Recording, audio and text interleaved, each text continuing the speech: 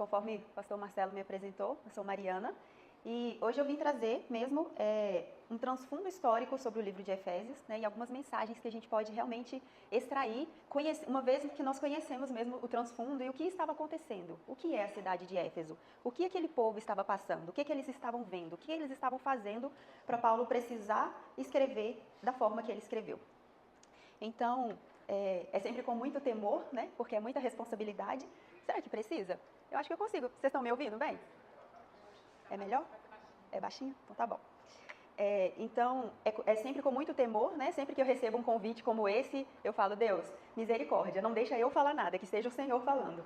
Então, eu agradeço, já de antemão, agradeço a oportunidade e que nós possamos juntos, né? Eu quero chamar vocês também para a gente construir essa ideia. Eu vou apresentar para vocês o que era o transfundo histórico ali de Éfeso e juntos nós vamos construir, nós trouxemos uma estrutura, nós vamos entender a estrutura dessa carta.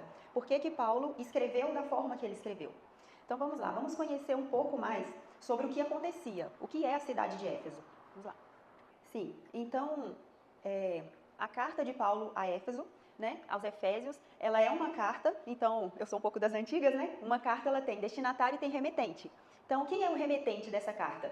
Nós sabemos que é o apóstolo Paulo, porque na EFEB nós usamos algo que nós chamamos de evidências internas. Então, ao ler mesmo, né, a carta de Éfeso, da carta de Paulo aos Efésios, nós vemos o próprio apóstolo Paulo se apresentando. Então, eu, Paulo, apóstolo de Cristo. Então, como acontece em outras cartas, por exemplo, de Hebreus, que o autor é indefinido ali, a gente não consegue de cara definir quem é o autor. E existem muitos debates, muitas conversas sobre isso. Mas as cartas de Paulo, ele é sempre muito organizado, os pensamentos deles são sempre muito organizados e muito bem estruturados. Então ele escreve as cartas de um modo bem formal. Ele sempre se apresenta e sempre tem saudações finais, né? Então, o destinatário e o remetente sempre são bem definidos nas cartas paulinas. Então, de acordo com as evidências internas, que a gente pode mesmo localizar dentro do livro, como Paulo se apresenta. Ele é o autor e não tem como muito contestar isso, porque ele realmente, né, escreve o próprio nome e se apresenta pessoalmente. E vem sempre uma pergunta. O método indutivo que nós trabalhamos na IFEB, ela nos leva a questionar o texto, né? Sem antes extrair informações de materiais externos, o que o próprio texto da Bíblia tem pra gente? O que a gente pode perguntar e o que esse texto tem condição de nos responder? Então, o próprio livro, assim como a autoria, também nos diz onde Paulo estava. Onde ele estava quando ele escreveu essa carta? Ele se apresenta como prisioneiro. Eu, prisioneiro de Cristo, né? Lá na carta de Efésios 3, no capítulo 3, versículo 1 e no 4:1. Vamos ver lá como ele se apresenta. No 3:1. Por essa razão, eu, Paulo, prisioneiro de Cristo Jesus. No 4:1. Por isso, eu, prisioneiro no Senhor. Então, ele realmente se apresenta como prisioneiro. E a gente sabe, né, que na prisão, Paulo, ele escreveu muitas cartas. Inclusive, na datação, que é entre 60 e 62, provavelmente que a carta de Efésios foi escrita, ele estava provavelmente na segunda prisão em Roma. Porque lá em Atos, vai dizer, lá em Atos 19, isso, Atos 28, na verdade, vai dizer que ele estava em uma prisão domiciliar, onde ele não tinha impedimento para pregar o evangelho. Apesar de estar preso, ele tinha condição de escrever essa carta. Por exemplo, uma outra prisão de Paulo foi em Cesareia, que a gente pode ver lá em Atos 19. Em Atos 21, 27, né, que foi entre 57 e 59 depois de Cristo. A prisão de Cesareia foi uma prisão muito tumultuada. Então ele estava ali cercado por multidão, estava sendo açoitado, provavelmente ele não parou para escrever uma carta ali. E também a última prisão dele em Roma, que foi quando ele já foi levado para ser morto, foi quando ele escreveu Timóteo, que já tem aquele clima de despedida, né, já foi entregue como libação, combati o bom combate. E aqui em Efésios a gente não vê essa linguagem de despedida, ele tá no gás total. Então assim, tudo indica que ele realmente estava nessa prisão, na segunda prisão, né, na prisão dele em Roma, entre 60 e 62, e a gente vê relatos dessa prisão lá em Atos 28, no versículo 16 e também no 30 a 31, que realmente pontua isso, como ele tinha a possibilidade de escrever tranquilamente essa carta e como ele recebia visita, né, e a gente vê no final da carta de Efésios que foi Tíquico que foi lá visitar ele e levou essa carta e tantas outras que ele poderia ter escrito ali. Então, o próprio texto já nos responde onde Paulo estava. Então, apóstolo Paulo, prisioneiro em Roma, escreveu a carta para essa cidade de Éfeso. Certo. E aí temos um destinatário. Para onde essa carta foi escrita? Como eu já disse, para a cidade de Éfeso. E o que era a cidade de Éfeso? Agora nós vamos entrar no contexto histórico, um pouco mais profundo, porque é muito importante a gente saber né, o que estava acontecendo, né, essas perguntas que a gente precisa trazer para o texto. Então, tudo indica que Éfeso era uma cidade muito rica, e ela era a primeira cidade de uma rota postal, né, dali do Império Romano, a principal rota postal, na verdade. Éfeso, ela era a segunda cidade mais importante do Império Romano. Então, ela só ficava para trás da própria Roma. Então, uma cidade extremamente rica ali na região da Ásia Menor. Então, ao que tudo indica, né, muitos historiadores dizem que essa carta que Paulo escreveu para Éfeso, na verdade, era uma carta circular. Era uma carta que iria passar por essa rota postal e mais tarde seria armazenada na biblioteca de Éfeso, porque Éfeso, mesmo naquela época, tinha uma biblioteca. Então, uma cidade extremamente rica, uma cidade extremamente desenvolvida, geograficamente, no ponto muito estratégico, porque era uma cidade portuária. Então, para todas as pessoas que estavam viajando e precisavam entrar ali, na região da Europa ou da Ásia, precisavam de qualquer jeito passar pela cidade de Éfeso, porque ali era uma parada obrigatória, vamos dizer assim. Então, a gente pode imaginar uma cidade portuária extremamente desenvolvida, extremamente rica, né?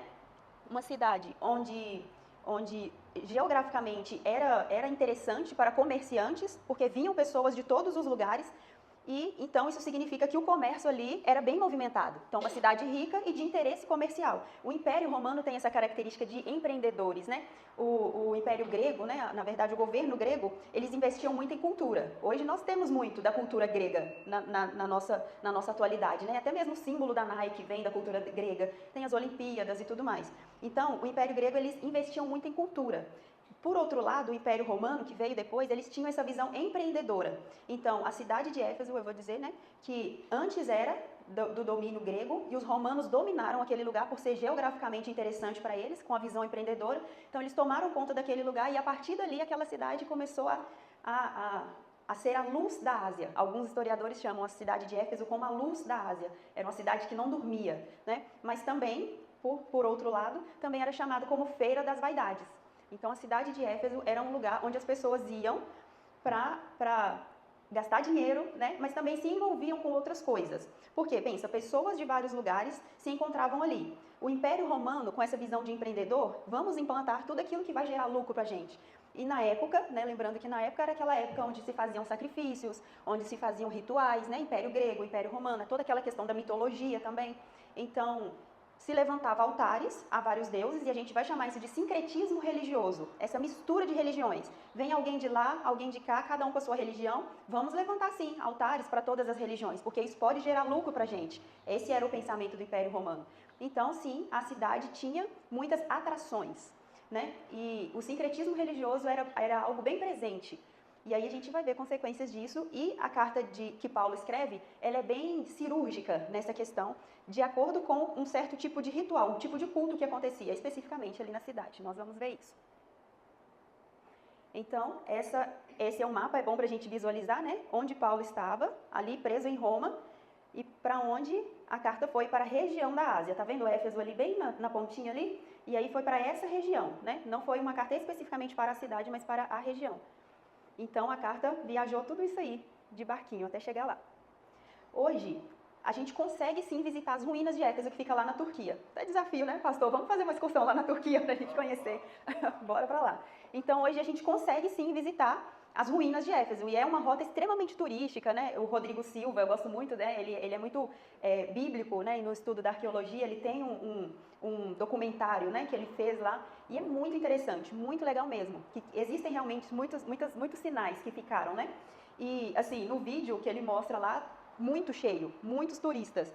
Então, é sim possível hoje a gente visitar as ruínas de Éfeso, mas, enfim, né? É sempre bom a gente... É uma rota turística, mas com muito significado, porque a cidade de Éfeso, por ser extremamente grande, né? Ela foi muito importante para a disseminação do cristianismo. Então, em Atos vai dizer, na segunda viagem missionária dele, ele ficou nessa cidade. Não por acaso, né? Que Paulo, ele sempre foi muito estratégico. Então, ele morou de 2 a 3 anos nessa cidade. Porque o que ele percebeu? Daqui, as coisas alcançam, né? Tem longo alcance. Então, se eu ficar aqui e trazer o cristianismo para cá, o cristianismo vai expandir. Porque aqui é um núcleo que dissemina para os outros lugares. Então, estrategicamente, o apóstolo Paulo fica ali de 2 a 3 anos pregando o evangelho, né? Então, realmente era uma cidade muito estratégica.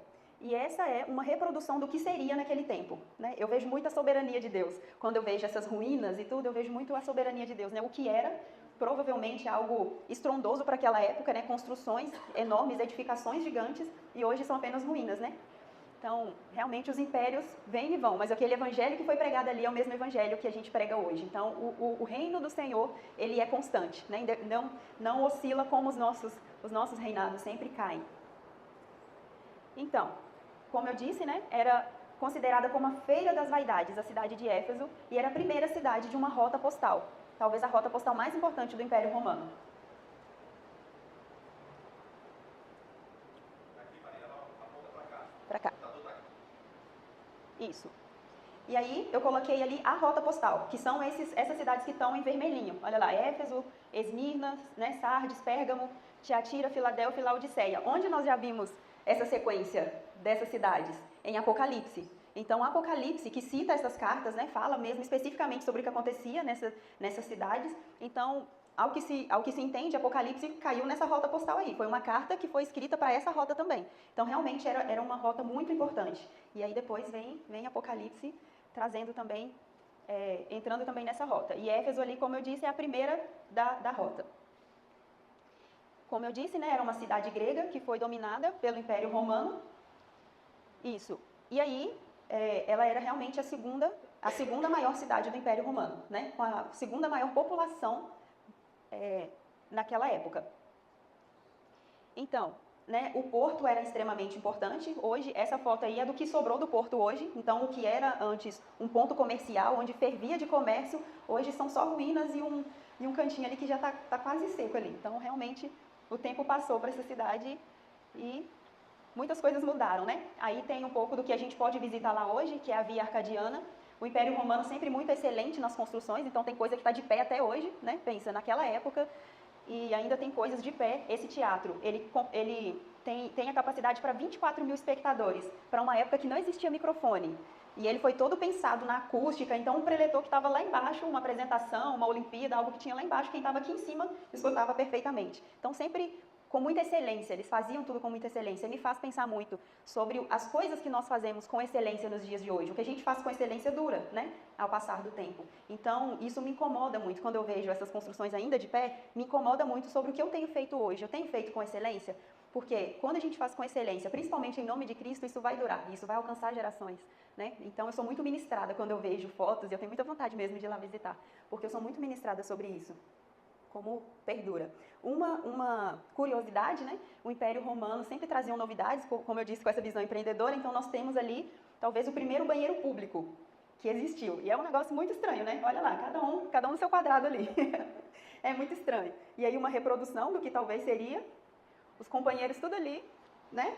É um negócio meio diferente pra gente, mas pra época era um luxo. Eu fui no banheiro hoje, era um luxo. Então, assim, alguns né, historiadores até falam que tinha uma orquestra tocando do lado de fora, para quem estivesse lá dentro ficasse tranquilo no que estava fazendo ali. E para que as pessoas de fora não escutassem também o que estava acontecendo lá dentro. Então, assim, o Império Romano tem essa visão de empreendedorismo, eles tinham essa visão. E uma curiosidade, né, como a gente pode ver ali, tem uma bica de água, né, água corrente, as esponjinhas ali e um negocinho de vinagre, né, que era para esterilizar para o próximo usar. E aí uma curiosidade é que quando falam que quando Cristo foi crucificado e vieram com uma esponja de vinagre e colocaram na boca dele, muito provavelmente era uma esponjinha dessa aí, que estava embebida em vinagre. Vamos lá, passar. Então, olha o que Cristo passou por nós, né? Ali estendido na cruz e recebendo essa esponjinha na boca para nos livrar dos nossos pecados. Eu falo, Cristo, por quê? Por quê, né? Eu realmente não mereço e isso gera muito temor em mim. Olha o que Cristo inocente passou por nós, né? Ao ponto de passar isso na boca dele. E realmente nós não merecemos. E aí a gente dá valor na graça que nos alcançou. Glória a Deus. É para cá. Então, a cidade de Éfeso, isso também está lá até hoje, tinha uma enorme biblioteca. Gente, para aquela época, ter uma biblioteca, essa cidade era muito rica, muito rica. Para ter banheiro e biblioteca, era um luxo mesmo. Então, assim, era uma biblioteca enorme, está lá ainda as estruturas, dá para a gente visitar. Uma biblioteca que tinha capacidade para 12 mil rolos de pergaminhos, isso é muita coisa, para a época em que a ciência estava nascendo, né? O pessoal estava começando a descobrir as coisas. Então, tudo que se descobria, vamos registrar. O Império Romano, com aquela visão empreendedora, vamos registrar tudo. Hoje em dia, patentear, né? Vamos deixar tudo salvo, isso vai servir para a gente, né? Então, tinha também, por causa do sincretismo religioso, o que a gente chama hoje de simpatia. E lá em Atos, nós vamos ver que houve mesmo um episódio onde pessoas estavam se convertendo e queimavam seus livros de magia, né?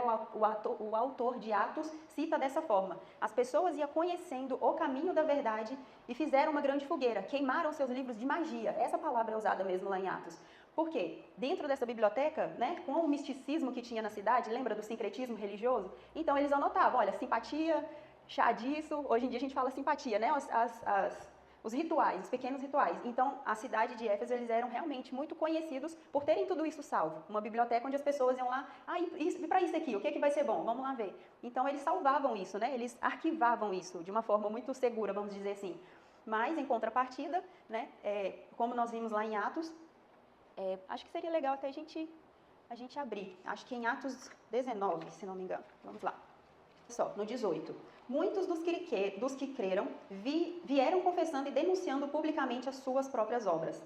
Também muitos dos que haviam praticado magia, reunindo seus livros, os queimaram diante de todos. Calculando o valor dos livros, verificaram que chegava a 50.000 denários. Assim a palavra do Senhor crescia e prevalecia poderosamente. Então nós estamos vendo aqui, e isso vai ter consequências lá na frente, mas o evangelho dando prejuízo para a cidade. Eles até calcularam o prejuízo. Olha, as pessoas queimaram livros e dão prejuízo de tantos denários por causa da palavra do Senhor. Então, esse é o poder do evangelho, né? Por onde ele chega, ele realmente transforma. E se preciso for, dar prejuízo para a cidade. Mas esse é o efeito do evangelho mesmo, trazendo clareza, né? Trazendo verdadeiro conhecimento. E Paulo, quando... Eu desafio vocês mesmo, lembra do método que nós fizemos aqui, que o Henrique trouxe, das cores? É uma palavra repetida. Lembra que a gente sempre colore, né? Nome divino, nomes de lugares, nomes de pessoas, palavras repetidas, palavras importantes. Uma palavra repetida no livro de Éfeso, da carta de Efésios, é conhecimento. Então, Paulo está confrontando o povo dos livros. Olha, vocês estão cercados de livros, mas não tem conhecimento. O verdadeiro conhecimento é esse. Entende? Então, Paulo, ele confronta muito, e ele vai usar mesmo essa linguagem, e ele é uma palavra repetida no livro, conhecimento. Pensem de verdade, o que é o conhecimento verdadeiro? Né? E vai ter um momento que ele vai ser até duro. Olha, o conhecimento tornou vocês insensíveis. A gente vai ver isso um pouquinho para frente. Como ele condena, né? Como eles idolatram essa biblioteca e todo o conhecimento que está acumulado ali, mas na verdade eles são desprovidos de sabedoria. E também isso traz marcas de gnosticismo. É um povo que realmente se apoiava no conhecimento, então o gnosticismo é algo que também é combatido na carta aos Efésios.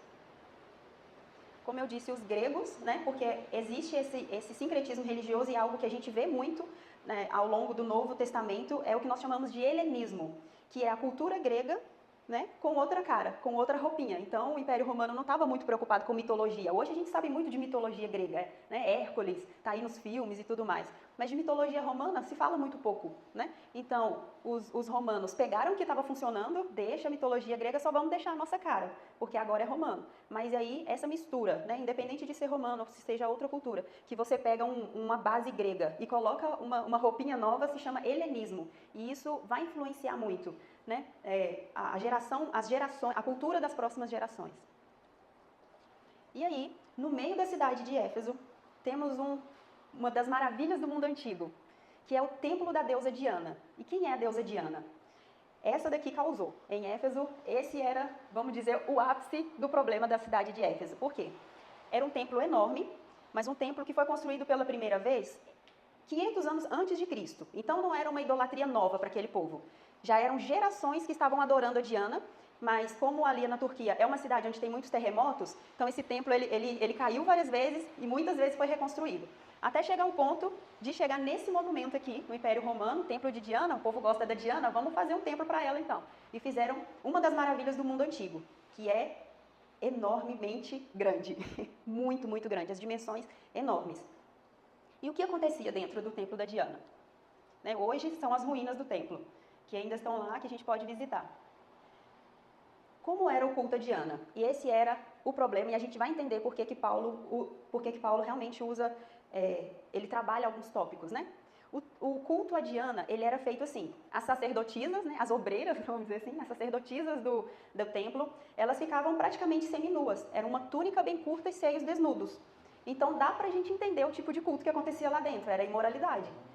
Quem cultuava Diana entrava lá dentro, as meninas estavam lá, e esse era o culto a Diana, imoralidade. E tem uma hora aqui na carta de Efésios que Paulo fala assim, o que eles praticam em oculto é vergonhoso mencionar.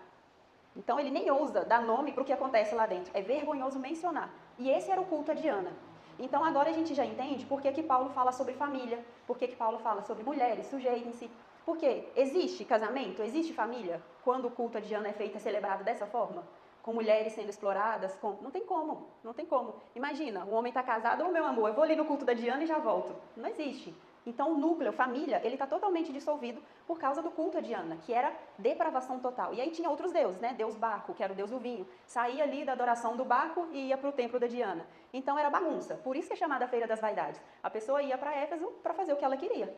Parece absurdo a gente ver, o culto da Diana é feito dessa forma, mas como isso influencia a gente hoje, discipula ainda gerações, né? Então a gente vê ali, há 500 anos antes de Cristo, as pessoas já cultuavam Diana dessa forma, e ali em Éfeso eles estavam prisioneiros a esse culto.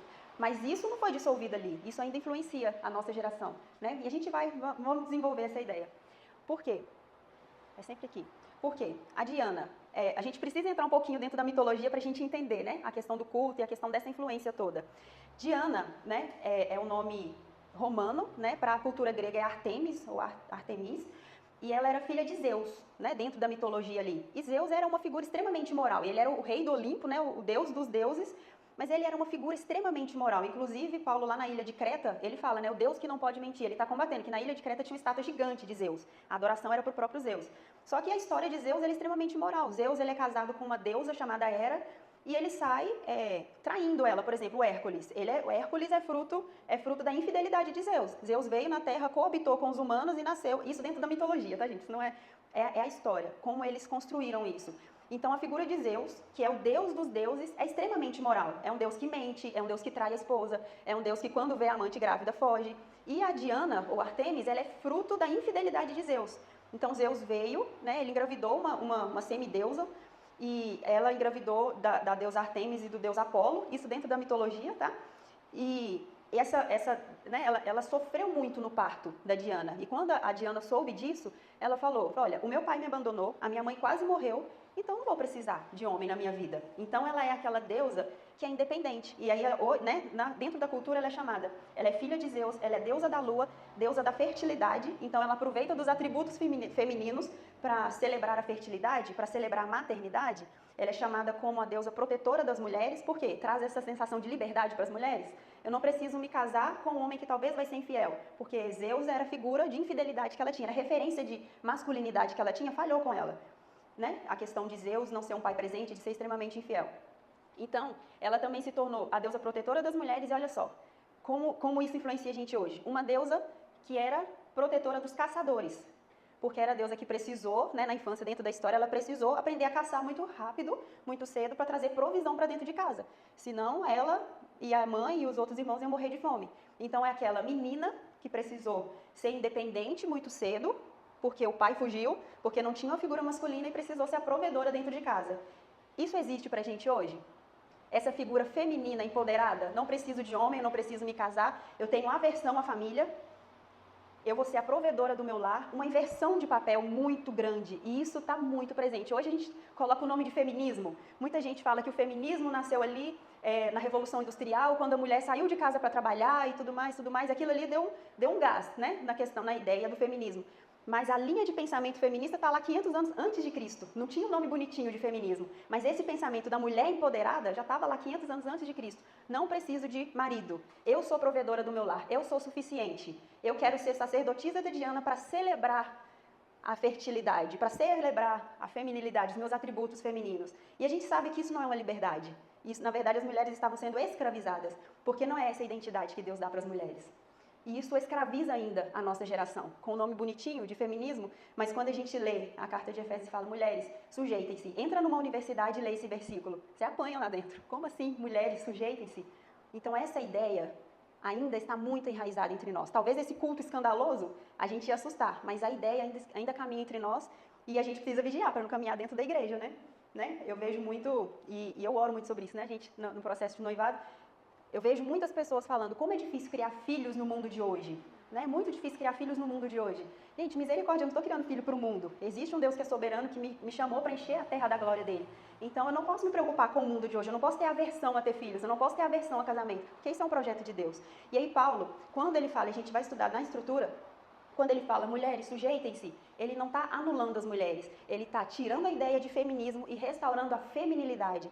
Deus criou vocês, mulheres, não para ficarem expostas, né, nessa vitrine das vaidades, mas para vocês serem protegidas num lar seguro com alguém que vai cuidar de vocês. Então é essa a ideia, essa restauração que Paulo está trazendo, quando ele fala de mulheres, quando ele fala de casamento, de filhos, ao longo da carta. Porque era essa forma que eles estavam acostumados a viver. Então pensa, gerações e gerações acostumadas com isso. Então homens acostumados a explorar as mulheres e as mulheres acostumadas com essa ideia de que eram livres se estivessem desprendidas do laço matrimonial. Isso tudo é influência do culto a Diana.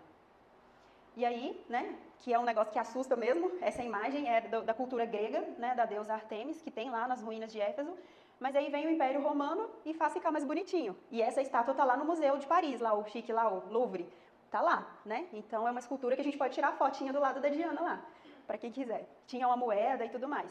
Então essa é a cara que o Império Romano deu para Diana. E aí, como nosso amigo disse, a influência na cultura de hoje, né? Que é a nossa Mulher Maravilha, a Mulher Maravilha, que nem mudaram o nome, que ainda é Diana, que traz essa ideia de que, eu não assisti o filme, né, mas eu sei a história dela, de que as figuras masculinas falharam na vida dela, então ela precisou ser a mulher que dá conta de tudo. E isso está descarado ali, na Mulher Maravilha. Mas isso está acontecendo em outros filmes, de outras formas, né? Eu vi outro dia que eles fizeram uma releitura da Branca de Neve. A Branca de Neve não precisa mais que o príncipe venha acordar ela. Ela despertou para mostrar para o restante a grande líder que ela pode ser. Então, assim, até as histórias infantis, eles já estão... E isso está muito presente, gente. A gente precisa prestar atenção. Cada dia é mais comum a gente assistir, por exemplo, o Netflix é fera nisso. De anular a figura masculina. O marido é sempre aquele que é intermediário, aquele bobão ali, e a mulher é a que resolve tudo. Então, assim, é um filme legal, é um filme que envolve, mas olha a inversão de papéis, né? Quando estourou a Barbie, ela é a Barbie, ele é só o Ken, sabe? E ali as adolescentes tudo indo assistir, a Barbie, ela é a Barbie. E o homem é aquele bobão lá, que faz tudo que a Barbie manda, sabe? Então, assim, isso ainda está discipulando as nossas gerações. E aí é o nosso papel, temos os olhos abertos para isso. Né? O culto da Diana ainda está entre nós, a ideia da Diana, essa ideia precisa ser arrancada, para que a nossa identidade precisa ser restaurada. Né? E de uma certa forma é o nosso papel, ajudar essa geração a despertar para os conteúdos que estão fazendo a gente engolir, né? Que nos leva para outros, enfim, né? É isso. Uma coisa importante sobre o culto a Diana. As mulheres que celebravam a maternidade, os atributos femininos, elas engravidavam. Pensa, num contexto de extremamente imoralidade. Elas naturalmente engravidavam e isso era celebrado. Mas, para uma cultura matriarcal, onde as mulheres eram empoderadas e a figura masculina era sempre diminuída, quando a mulher engravidava, nascia um menino, não quero, para que eu vou querer um menino? Abandonava o menino. Ah, nasceu uma menina. Ah, essa aqui é a futura sacerdotisa. Então já pega ela, separa ela para ser sacerdotisa. Numa cidade portuária, exploração infantil. Será que acontecia? Sim ou com certeza? Então, assim, as meninas eram exploradas muito cedo e os meninos abandonados. Então, essa era a construção daquela cidade. Essa era o pensamento daquela sociedade, porque isso vinha acontecendo há muitos anos. Então, Paulo está falando ali para uma geração extremamente marcada pelo abandono, extremamente marcada pela exploração, por essa libertinagem, né? E um espírito de orfandade muito grande naquela cidade. As pessoas, quando falavam, meu pai, o que é pai? E aí, Paulo, ele é muito cirúrgico. Ele sempre fala, bendito seja Deus, nosso Pai. Ele usa essa linguagem de família. Nós somos chamados para sermos família. Em Cristo nós pertencemos, somos filhos amados. Ele usa essa linguagem, restaurando a identidade daquele povo que já tinha dissolvido a ideia de família, dissolvido a ideia de pertencer a um lar. Então, Paulo ele vai trazer para perto. Olha, em Cristo nós somos família. Em Cristo você está protegida, mulher. Em Cristo você, homem, é o provedor da casa e você vai ver a glória de Deus nisso. Então, Paulo ele está restaurando núcleos que são importantes. E aí, Henrique, você distribui, por favor, a estrutura, que é uma estrutura que a gente trabalha lá, né, na nossa EFEB. Essa estrutura é resultado do método indutivo, que a gente faz a titulação dos parágrafos e nós montamos essa estrutura, separamos, né, de acordo com os temas, e aí a gente pode visualizar de uma forma bem mais clara como Paulo ele está separando mesmo os núcleos que precisam ser restaurados ali. Ele primeiro vai restaurar uma identidade individual. Vamos dar uma olhada nessa tabela, né? ela é resultado lá do nosso método indutivo, né? Ela é fruto da nossa titulação de parágrafos e aí a gente separa depois em segmentos e seções, né? Agrupando mesmo os assuntos que ele está tratando e nós chegamos nessa estrutura. Então, vamos dar uma olhada. Aqui, do capítulo 1, versículo 1, até o 1,15, ele está falando Deus Pai em Cristo. Vamos lá, vamos abrir no 1,1 até no 1,15, como ele está trabalhando essa ideia de que Deus é nosso Pai. Olha a linguagem que ele usa, né? O vocabulário que ele usa. Ele se apresenta aí no versículo 1, né? Paulo, apóstolo de Cristo Jesus, pela vontade de Deus, e são, né, aos santos que vivem em Éfeso e são fiéis em Cristo Jesus. Aí no 3, bendito seja o Deus e Pai de nosso Senhor Jesus Cristo. Olha só, bendito seja o Deus e Pai de nosso Senhor Jesus Cristo. Então, é algo estranho para eles. Bendizer o nome de um pai é algo estranho para eles. E ele já começa assim, bendito seja o Deus e Pai de nosso Senhor Jesus Cristo, que nos abençoou. Como assim, um Pai que nos abençoa? Com todas as bênçãos espirituais nas regiões celestiais em Cristo. E aqui Paulo ele está trazendo, ele começa, a gente vai ver ao longo dessa estrutura, que primeiro, aqui nesse Deus Pai em Cristo, ele está restaurando uma identidade individual. Ele está trazendo consciência, você é o filho, você é um filho amado, você pertence a um Pai que te desenhou, que te desejou ainda nas regiões celestiais. De antemão, né, ele vai usar aqui, antes da fundação do mundo, Deus nos escolheu nele para sermos santos e irrepreensíveis diante dele. Então ele já traz para perto. Não é o que você fez ou deixou de fazer. De antemão, nas regiões celestiais, antes que o mundo fosse mundo, o Pai desejava que você fosse um filho amado. O Pai desenhou a sua vida e você pertence a Ele. E Ele traz essa consciência de regiões celestiais. Nem tudo é o que você está vendo. Existe algo espiritual. A sua identidade foi desenhada no plano espiritual. E por isso ele termina com uma batalha espiritual. Revistam-se da armadura. Porque nós não temos que ficar debatendo com as coisas deste mundo. A nossa identidade foi desenhada nas regiões celestiais. E é com esse lugar que a gente precisa preocupar, porque é para lá que a gente vai voltar. Amém? Então, antes da fundação do mundo, Deus nos escolheu. Não é o que você fez ou deixou de fazer, não é por merecimento, não é por obras, não é porque você é mais bonito, não é porque você é mais cheiroso. Deus te escolheu antes que o mundo fosse mundo. Então, né, para sermos santos e irrepreensíveis diante dele. Então, sejam santos porque eu sou santo. Então, ele nos criou para sermos separados, santidade. Ele nos criou para sermos santos, para sermos diferentes, né?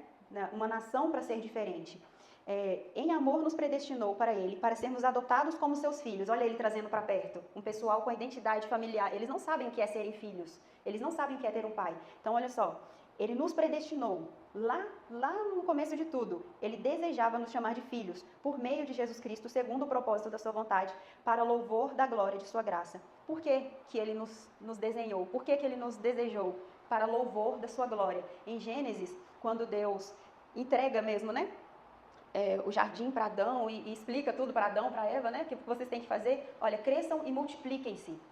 Mas antes ele disse, Adão, né? Você é minha imagem e semelhança, né? Eles na formação do homem ali, na formação da humanidade ali, né? Em Gênesis vai falar como começou o primeiro homem, como a humanidade em si, né? E um povo que ele separou para ser seu. Mas o que ele diz? Qual é o mandamento? Cresçam e multipliquem-se. O que é cresçam e multipliquem-se? Se você é a imagem e semelhança de Deus, você crescer e se multiplicar significa encham a terra da minha glória. Porque se vocês se multiplicarem, vocês vão encher a terra da minha imagem, da minha semelhança. Então, esse é o plano de Deus. O louvor da glória dele. Que a gente possa encher a terra da glória dele. E ele nos convida para que nós possamos sermos instrumentos desse plano. Encher a terra da glória dele. E aí, para louvor da glória de sua graça. Que ele nos concedeu. Olha só, concedeu. É algo dado. Não é uma coisa que eu vou cobrar. Olha, eu concedi gratuitamente.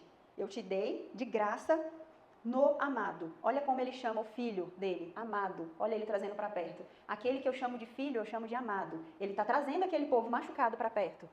Entende o que ele está construindo aqui?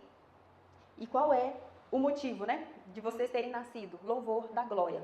E aí ele vai trazer, aqui nessa primeira parte, ele constrói a ideia de um pai. De um pai que nos ensina a sermos filhos amados. Certo? Um pai que nos ensina a sermos filhos. E aí, no 7, nele temos a redenção pelo seu sangue, a remissão dos pecados, segundo a riqueza da sua graça, que Deus derramou abundantemente sobre nós, em toda sabedoria e entendimento. Olha ele cutucando ali o pessoal, está cercado de livro, olha só. Sabedoria e entendimento, mediante Cristo. Você vai ter sabedoria e entendimento, né? Que Deus derrama abundantemente sobre nós. Não é algo que vem fruto das nossas obras, né? Então é algo que realmente vem da graça, que vem de Deus. toda a sabedoria e entendimento, ele nos revelou o mistério da sua vontade, segundo o seu propósito que ele apresentou em Cristo, de fazer convergir nele, na dispensação da plenitude dos tempos, todas as coisas, tanto as do céu como as da terra.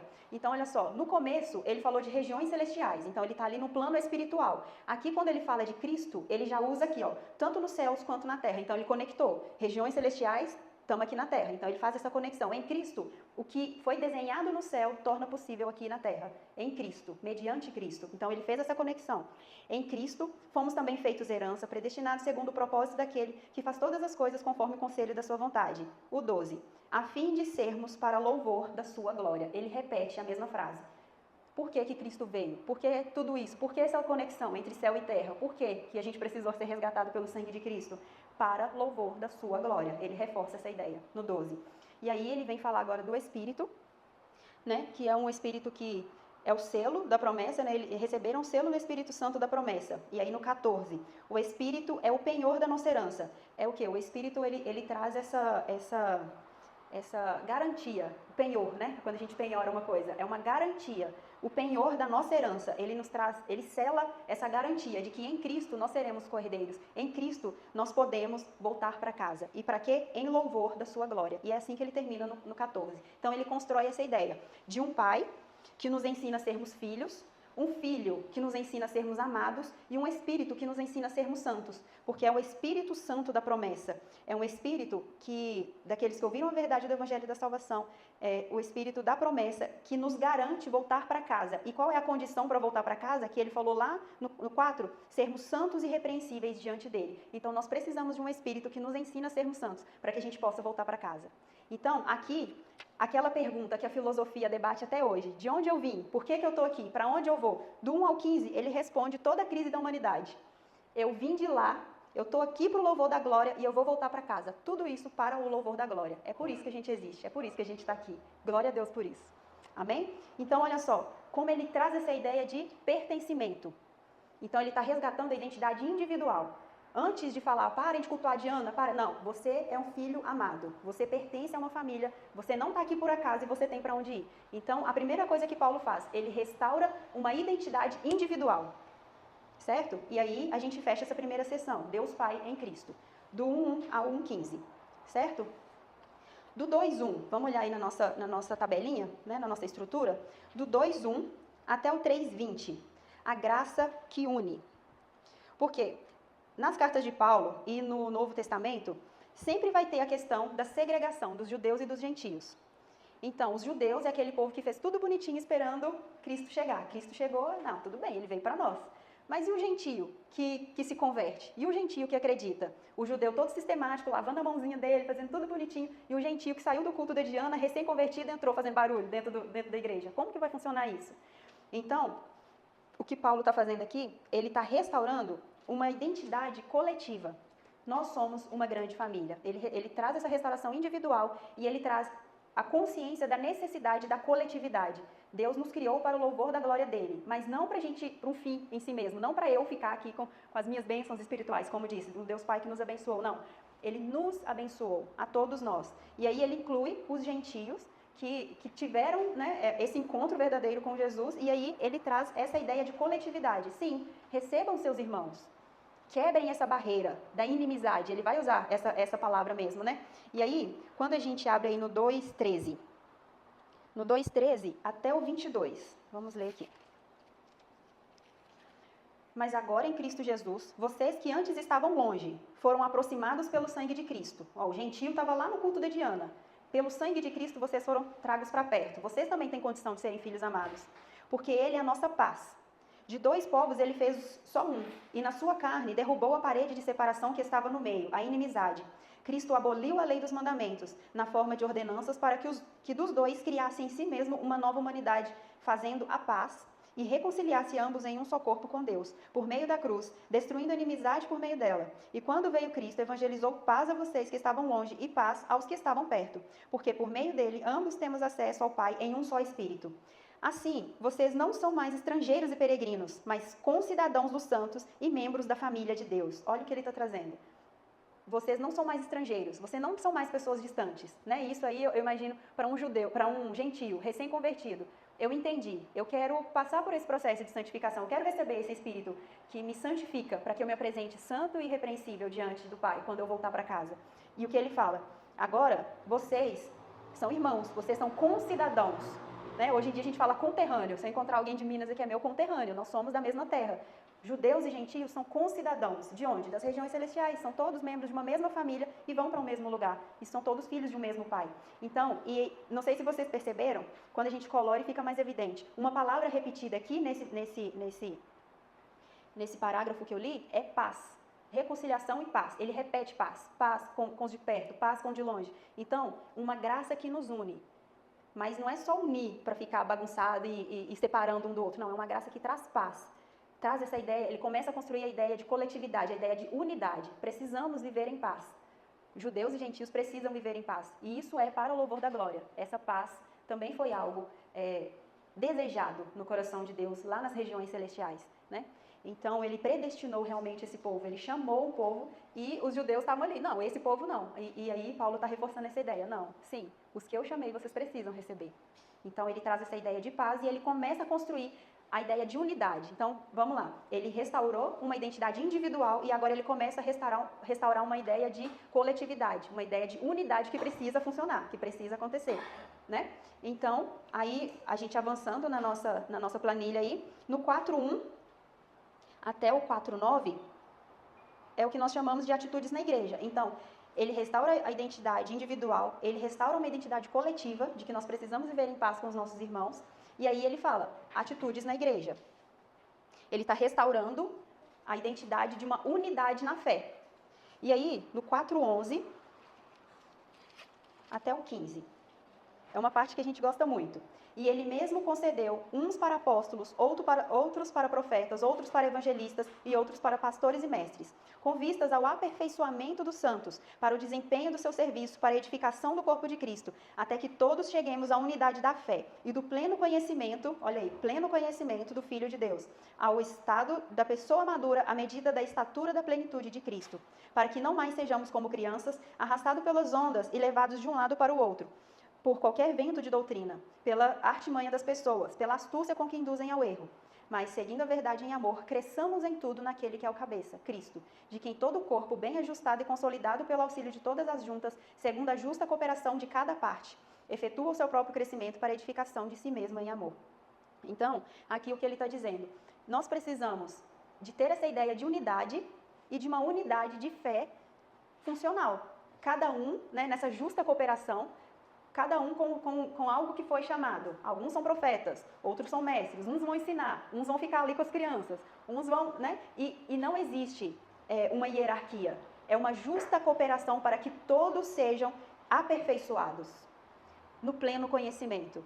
Então, essa unidade de fé, cada um com algo específico, com uma parte que Deus te ministrou, com uma parte que Deus te deu, em unidade em fé, que precisa funcionar como igreja. Então, ele está construindo essa consciência de unidade de fé, com uma justa cooperação, sem essa questão da hierarquia, o profeta é mais importante do que o mestre? Não, é uma justa cooperação, para que os santos sejam aperfeiçoados e cheguem a uma maturidade. E aí ele vai dizer, é do desejo dele, que a gente amadureça na fé. Então ele vai falar, esse aperfeiçoamento dos santos, e aí no versículo 13, até que todos cheguemos à unidade de fé e do pleno conhecimento do Filho de Deus, ao estado de pessoa madura, à medida da estatura da plenitude de Cristo. E aqui ele coloca Cristo como padrão de maturidade. Esse é o nosso padrão, igreja, unidade de fé. Vocês precisam chegar num ponto de maturidade tal qual como Cristo foi. Cristo não se deixou levar pelos ventos de doutrina, pelas circunstâncias ou o que foi que aconteceu.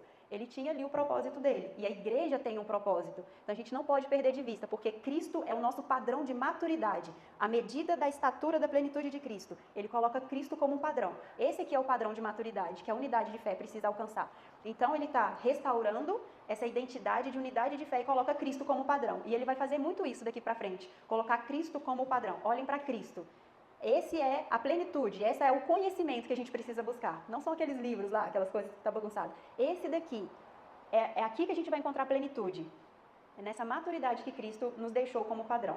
E aí ele vai construir essa ideia, né? Dentro das atitudes na igreja, E daqui para frente ele começa também, quando a gente observa, a gente vê, vai começar os imperativos. Então começa algo mais prático. Sejam, façam, larguem isso, vivam, não façam isso. Então ele vai começar a exortar de uma forma prática. Olha, no seu dia a dia, o que você começa a mudar a partir disso? Imagina, gente, um gentil, recém-convertido, dentro da igreja, adorando um Deus que é santo, mas na cabeça dele, que viveu a vida inteira cultuando a Diana. Era fácil para esse gentio simplesmente no outro dia acordar crente?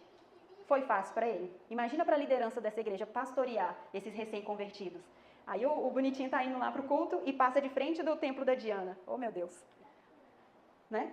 Não era algo fácil. Então, daqui para frente, Paulo ele começa aos imperativos. Ele começa a ser bem prático, bem objetivo. Não se embriaguem com vinho. O vinho vai te levar para outro lugar. Não façam isso. Abandonem a linguagem grosseira. Seja gentil, seja generoso. Ele começa a ser prático para ajudar a pastorear aquele povo que estava ali influenciado. E eles estavam ali, no meio daquela bagunça, tentando ser santos. Não é uma tarefa fácil. Mas também não é impossível, porque existe um Espírito que nos cela e nos ensina a sermos santos. Amém. E aí, no 4,17, ele começa a falar de atitudes na sociedade. Quando a gente vê na tabelinha, ele trabalha atitudes na sociedade. Do 4,17 até o 5,3, né? Que é quando os imperativos ficam mais puxados aí, né? Por isso, no 25. Por isso, deixando a mentira, cada um fale a verdade com o seu próximo, porque somos membros do mesmo corpo. Fiquem irados e não pequem, não deixem que o sol se ponha sobre a ira de vocês, nem deem lugar ao diabo. Aquele que roubava, não roube mais, pelo contrário, trabalhe. E aí ele vai trabalhar esse discipulado. Você fazia isso, não faça mais, abandone isso aqui. Por quê? É algo que ele constrói, a gente pode ver ao longo da estrutura, é Deus se preocupando com a integridade. Deus não restaura só o individual, ele restaura o coletivo, ele restaura a atitude na igreja, você como membro de um corpo, de uma unidade de fé funcional, e você também como um cidadão, você lá fora. Não adianta você ser bonzinho na igreja, mas você maltrata o seu irmão lá fora. Então ele traz esse chamado para a integridade. Lá fora, vocês precisam gerar frutos. E isso é algo que, nessa divisão maior, né, que a gente vê aí na tabela, nós somos feituras de Deus. E esse é o versículo-chave, né, quando a gente vê aí, olha aí na folhinha, Efésios 2,10. Pois somos feitura dele, criados em Cristo Jesus para boas obras, as quais Deus de antemão preparou para que andássemos nelas. Lá na IFEB, esse versículo é o que nós chamamos de versículo-chave, porque esse versículo, ele resume toda a estrutura do livro. Olha só, como o livro está dividido nessa divisão maior, feituras de Deus e depois para boas obras. Somos feitura dele, ele restaura a nossa identidade individual, nós pertencemos a ele, em Cristo Jesus, para boas obras. Porque eu sou filha, é que eu vou produzir bons frutos. Eu não vou produzir bons frutos para me tornar uma boa filha, é o contrário, porque eu já pertenço, é algo da minha característica. De um espírito renovado, é algo da característica de uma nova criatura, eu gerar bons frutos. Não tem como caminhar com Cristo e não gerar bons frutos. Então, sim, gerar bons frutos na sociedade, uma sociedade totalmente bagunçada, pervertida e tudo mais, uma sociedade totalmente imoral, mas sim, eu vou gerar bons frutos lá fora também. E isso é uma marca, esse talvez seja uma marca visível do selo, do espírito da promessa sobre nós gerarmos bons frutos. Então, aquele que se embriagava, aquele que ia no culto da Diana, aquele que explorava crianças, aquele que, enfim, que fazia todo tipo de maldade, aparece diferente lá fora, sendo gentil, sendo generoso, né, amando, cuidando da sua esposa, criando seus filhos, isso é um bom fruto. É um selo do Espírito que está sobre ele e isso vai gerar impacto lá fora. Então, ele chama para entrar na linha, nas atitudes na sociedade. Então, ele tem realmente, ele constrói também, né, essa restauração desse núcleo social. Não é só a panelinha dentro da igreja, mas socialmente vocês também precisam gerar bons frutos. Certo? E aí, chega na parte que ele fala de atitudes na família, que vai do 5,15 até o 6,1.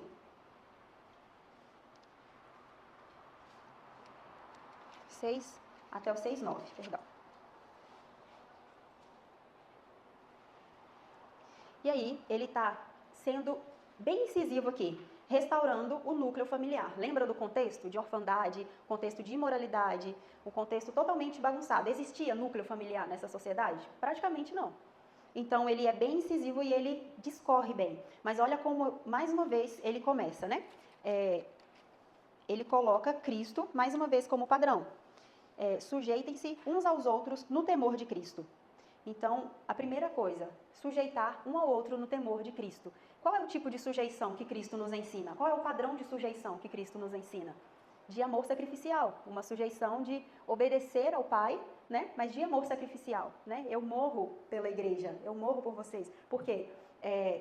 O amor é uma entrega total e é exatamente o contrário do egoísmo, né? Então, uma sociedade extremamente egoísta, voltada para os próprios prazeres, ele já coloca Cristo como um padrão de amor, um padrão de sujeição sacrificial. Olha, eu abro mão do meu direito, do que eu acho que é meu direito, para promover a outra pessoa. Então, esse é o padrão de sujeição que ele coloca.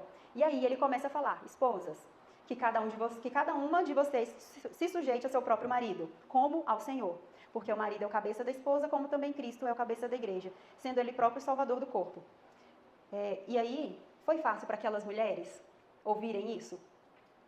As mulheres acostumadas a serem provedoras, acostumadas a serem independentes, mulheres, sujeite ao seu próprio marido. Mas aí quando vem, na sequência, maridos, que cada um de vocês ame a sua esposa, como também Cristo amou a igreja. Qual foi o maior ato de amor de Cristo pela igreja? Morreu por ela. Então esse é o padrão de amor que os homens precisam oferecer para as mulheres. E quando a mulher vê, poxa, Deus está restaurando a identidade dos homens, se preciso for, eles vão morrer para nos proteger. Então, a princípio, as mulheres foram confrontadas, mas logo em seguida elas foram acolhidas. Se eu me sujeitar, eu serei protegida. Se eu me sujeitar, eu estarei abrigada. É diferente. Então, não é um confronto. Se a gente pega o versículo isolado, isso dá muita bagunça lá fora, né? Mulheres, sujeitem-se. Como assim? Isso não é motivo para confronto. Eu, como mulher, eu agradeço a Deus. Senhor, obrigada. Porque aqui o Senhor está protegendo a nossa feminilidade, nos colocando dentro de um lar seguro, onde eu posso fazer o que eu preciso fazer para louvor da sua glória, porque é para isso que eu fui escolhida, é para isso que eu fui predestinada, encher a terra da sua glória. Então, ele está restaurando o núcleo familiar. E percebam como ele restaura os núcleos básicos. Ele não vai falar política, não. Os núcleos básicos. Olha, se você seja bem educado na sociedade, tenha um núcleo familiar saudável, tenha a sua identidade restaurada. Ele está restaurando núcleos básicos para gerar uma sociedade, para gerar uma geração saudável. Então, ele está indo ali na base. Restaurem a casa de vocês, restaurem o casamento de vocês. Mulheres, voltem para os seus lugares. Homens, sejam homens. Voltem para o lugar de vocês. Parem de explorar essas mulheres. Sejam homens. Protejam elas ao invés de explorarem. Então, ele está restaurando essa identidade familiar. E aí, mais na frente, ele vai falar sobre os filhos para uma geração machucada. É fácil falar, filhos, honrem seus pais. Como assim honrar os meus pais? Eu fui abandonado. Como assim honrar? Mas sim. E aí, olha só, o que ele vai fazer aqui? Ele coloca Cristo como um padrão de perdão. Lá no núcleo da sociedade, ele vai fazer isso, no 5.1. Portanto, sejam imitadores de Deus como filhos amados, e vivam em amor, como também Cristo nos amou e se entregou por nós como oferta de sacrifício e aroma agradável a Deus. Como assim? O filho, vivam em amor, como também Cristo nos amou. Como pode Cristo nos amar? Se ele nos ama é porque ele nos perdoou. Então, Cristo é um padrão de perdão, e ele traz essa ideia. E aí ele vai trabalhar essa ideia. Filhos, honrem os seus pais. Para honrar os meus pais, primeiro eu preciso perdoar eles, pelo abandono, pela exploração. Então, sim, Cristo é um padrão de perdão. E é possível, sim, você restaurar o seu relacionamento com os seus pais. E daqui para frente, você ser um modelo de pai para os seus filhos te honrarem também. Então, ele está trazendo Cristo como padrão e ele vai trabalhar cada membro da família, vamos dizer assim. E para aquela época também tinha os servos, né, que faziam parte do âmbito da família. E eles falam, servos, não como se estivessem trabalhando para o seu patrão, mas como se estivessem trabalhando para o próprio Deus. Né, aquela expressão, corandel, né, faça tudo com o coração voltado para Deus. Não buscando a aprovação do seu Senhor ou de algum homem, mas como se estivesse trabalhando para o próprio Deus. É aquela marca da excelência, né, que eu falei do Império Romano, é aquela marca da excelência. Quando você for servir, sirva com excelência. Faça de todo o coração, como se estivesse fazendo para Deus. Né? Isso vai te fazer ser diferente. E da mesma forma, senhores, né, não adianta você ser um pai de família bom, você trata bem sua esposa, mas você maltrata o seu servo. Senhores, estou te chamando para serem íntegros, integralidade. Tratem bem os seus servos também, porque eles são irmãos, eles são concidadãos também. Então, tratem bem os servos. Então, ele, dentro do núcleo familiar que ele está restaurando, ele vai em cada parte da família, vamos dizer assim, mas eu vejo muito um chamado para integridade, sabe? Sejam íntegros, vivam essa santidade de uma forma íntegra. E aí, ele fecha essas atitudes na família, certo? Aí, atitudes na batalha espiritual. Vamos lá para o 6:10, que é a nossa querida armadura de Deus. Tem música, tem pregação, tem teatro, tem desenho no Ministério Infantil. É a nossa querida armadura, né? Mas por quê? Que ele fala de núcleos básicos e termina falando de batalha espiritual. Porque lá no começo ele falou, a nossa identidade foi desenhada nas regiões celestiais. Então, se a gente tem que guerrear, e aí ele vai falar, em algum momento aqui ele vai falar, se encham de cânticos, encham de salmos. Ou seja, o Espírito Santo está purificando vocês, está ensinando vocês a abandonarem as velhas práticas. Mas nós somos como esponjas. Se eu não tiver encharcado das coisas de Deus, e é por isso que ele vai falar, olha, se encham de cânticos, se encham de salmos, se encham de palavras que edificam. Por quê? Se eu sou uma esponja e estão tirando o que está dentro de mim, eu preciso me encher de outra coisa. Porque quando me espremer, vai sair o quê? Vai sair lá a saudade da Diana ou vai sair louvor ao Senhor? Então, assim, o que ele está fazendo?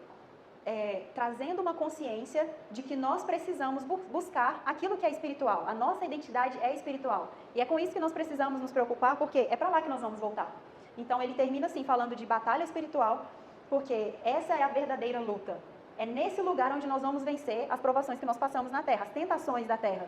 Então, ele trabalha essa questão da armadura como algo que é básico, mas extremamente necessário. Lembra que ele está trabalhando núcleos básicos aqui? Então, é algo básico.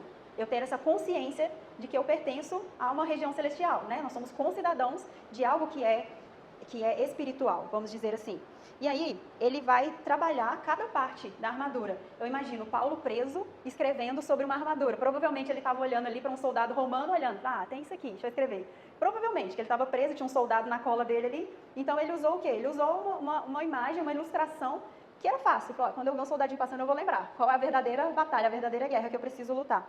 E aí, os símbolos que ele usa, né? Que são os símbolos da armadura. Eu vou pegar aqui na minha colinha, porque essa parte é muito legal. O cinto, né? Ele vai falar que, né, estejam cingidos, né, com o cinto da verdade. O cinto da armadura, ele fica por debaixo da armadura para pendurar outras coisas. Então, é um chamado para amarrar a verdade e tomar decisões apoiadas nela. Então, dentro da armadura, né, o cinto eu usava para apoiar as outras coisas. Então, é um chamado, o cinto da verdade. Então, todas as suas decisões, tudo que você for fazer, que seja apoiado, assim como o cinto, apoiado na verdade. A couraça, que é o colete, né, que protege o coração do soldado na batalha. Aqui, né, ela é representada pela justiça, que deve guardar o nosso coração, que é o significado da justificação, da integridade, do nosso caminhar na retidão. A couraça da justiça, protegendo o nosso coração. Esse era o papel da couraça, proteger o coração do soldado. Então, que a couraça da justiça esteja protegendo os nossos corações para que a gente caminhe na retidão. Amém? As sandálias do Evangelho. Para que servia uma sandália, né, ali na época, na armadura de um soldado romano, por exemplo? A sandália, ela servia para você não pisar em pedra e não escorregar. Precisamos aguentar o peso do ataque. Se o calçado não estiver firme, na hora que vier o ataque, eu vou cair. Então, para que serve a sandália? Uma sandália firme. Precisamos estar firmes, calçados com as sandálias do Evangelho. Precisamos aguentar o peso do ataque. Uma ilustração do Evangelho que deve estar enraizadas em nós de tal forma que não nos permita vacilar. O escudo. Naquela época, o escudo, ele tinha 1,20 m e ele protegia todo o corpo do soldado, o escudo da fé. Então, 1,20 m e ele protege todo o corpo do soldado. Mas também, ele servia para carregar um soldado ferido. Então, o meu amigo foi baleado, não, na época era flecha, né? O meu amigo foi ferido de espada, flecha, eu tenho condição, com o meu escudo, carregar o outro. E aí ele ilustra como a fé. O escudo da fé, ele me protege por inteiro, 1,20 m, ele me protege por inteiro, e ele ainda me ajuda a dar suporte para o meu irmão, caso ele esteja precisando aqui do meu lado. Essa é a ilustração do escudo. Mas também, ele era feito de madeira e revestido de couro molhado. Olha só. Para que setas em chama não incendiassem. Era muito das batalhas antigamente, né? Colocar fogo na setinha, nas flechinhas para incendiar o outro batalhão, né? Então, naquela época, né, era feito de madeira e revestido de couro molhado, para setas em chamas não incendiar. Então, isso significa o quê? A nossa confiança em Deus. Quando a nossa fé está firme, os ataques não conseguem nos atingir. As investidas do inimigo não ultrapassam a barreira de proteção. E você ainda tem condição de ajudar quem está fraco na fé, sendo suporte para os irmãos. Esse é o escudo da fé. E aí o capacete que protege a área mais vital do soldado. Acertou a cabeça, acabou, já era. Mas e aí é o capacete da salvação. Por que ele fala capacete da salvação? Porque protege a área mais vital. Se você não tem convicção da sua convicção, você será um alvo fácil. Então é essa linguagem que ele usa e é assim que ele traz esse simbolismo da armadura, como também nós precisamos nos vestir, né? Mas não uma armadura física, mas uma armadura espiritual. E nós precisamos ter convicção de todos esses itens. Nós precisamos estar bem armados, bem afiados. E aí, para finalizar, é a espada, que é a espada, que é a própria palavra, né? E ela serve na batalha, né? Uma espada para a batalha, ela serve para defesa e também para atacar. E, pensando bem, né? É o cúmulo do despreparo. Você segurar uma espada e não saber usar ela. É como você pegar uma espada e entregar para uma criança. O que essa criança vai fazer com a espada? Vai se machucar outras pessoas. Então, essa é uma responsabilidade que nós temos com a palavra. Nós temos uma espada. Então, nós não podemos ficar despreparados, porque ela serve de defesa, serve de ataque. E é muito perigoso. Nós temos uma espada na mão, como eu disse, é como entregar uma espada afiada na mão de uma criança. Temos uma espada na mão e não sabermos usar. Então, isso é um chamado para responsabilidade. Vocês têm uma espada nas mãos, e o que vocês vão fazer com ela? Então, ele coloca o peso de uma responsabilidade, não peso, mas ele traz essa consciência, né? Não é algo pesado, não é algo que... Mas é algo que... para a gente pensar. O que eu estou fazendo com as armas espirituais que Deus colocou nas nossas mãos? E assim, ele finaliza, né, restaurando essa necessidade de nós lutarmos com as armas certas. E de nós não estarmos despreparados ou com a fé morna. Lembra do escudo? A nossa fé tem que estar bem estruturada, nós precisamos ter convicção da nossa salvação, porque senão, nessa batalha, nós seremos um alvo fácil. E como nós vimos, é uma estratégia do inimigo nessa batalha, distorcer a nossa identidade. Porque se eu estou com a minha identidade distorcida, eu não vou ser um soldado convicto na hora da batalha. Então, ele restaura a nossa identidade e nos chama para a batalha no final. Então, assim, ele termina a carta de Éfeso, a carta de Paulo aos Efésios, e no final, né, as admoestações finais, ele fala que Tíquico está enviando a carta. Para mais informações, pode perguntar para ele. E ainda manda um abraço saudoso para os irmãos. E assim ele termina a estrutura e o texto da carta aos Efésios.